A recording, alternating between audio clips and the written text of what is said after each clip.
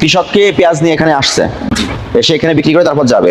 একটু বাকিটা কি বেচেন চিন্তা করতে। কোন জায়গা থেকে আসছে এই কৃষক? আমি আমার ছেলে পাবনা থেকে। পাবনা থেকে নিয়ে আসছে।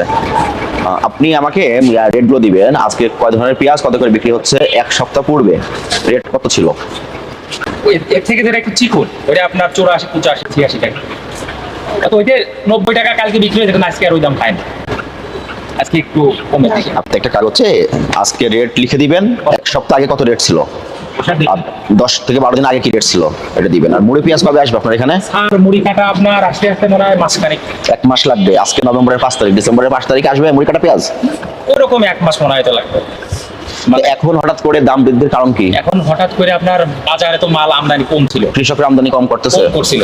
তা আজকে এবং গতকালকে একটু আমদানি বেশি হতে বাজারে 4-5 টাকা কমে গেছে। আজকে আবার দাম একটু কমছে। আজকে তো হাটও বাজার কয় টাকা করে কমছে আজকে? গতকালকে থেকে আজকে আপনার 5 টাকা কমছে। আপনার এখানে কি পরিমাণ মজুদ আছে পেঁয়াজের? আমাদের কত মানে গাড়ি 3 মতন আছে। 3 গাড়িতে কত? 3 গাড়ি 100 বস্তা করে হয়। এক এক গাড়িতে 10 মেট্রিক টন। এক গাড়িতে আপনার 10 মতন। তবে কয় গাড়ি আছে বললেন? 3 গাড়ি মতন। 3 গাড়ি, 31,500 কেজি, 3 মেট্রিক টন। শ্যামবাজারে এমন আপনার মতো ব্যবসায়ী আছে কতজন? আপনার কত প্রায় 200 200। 6,300 মেট্রিক টন মাল তো আছে আজকে। এরকম। হ্যাঁ, মানে গতকাল তো আমদানি তো ভালো। মানে গতকালকে থেকে আজকে আমদানি একটু ভালো আছে, এই জন্য দামটাও 5 টাকা কমছে।